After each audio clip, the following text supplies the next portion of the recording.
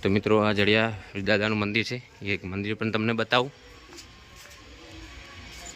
હા, તમે જોઈ શકો છો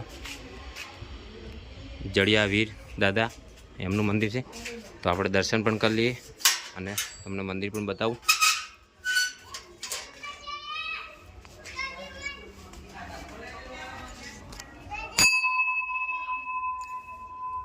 તો આ જડિયા વીર દાદાનું મંદિર છે। તો કોમેન્ટમાં જય જડિયા વીર દાદા લખવાનું ભૂલતા નહીં અને જય હિંગળાજમાં પણ લખવાનું ભૂલતા નહીં અને આ વિડીયો બને એટલો શેર કરજો અને વિડીયોને ખાસ લાઈક કરજો। તો આપણે હજુ હિંગળાજ માતાજીના દર્શન કરવાના છે, એ પણ તમને બતાવશું।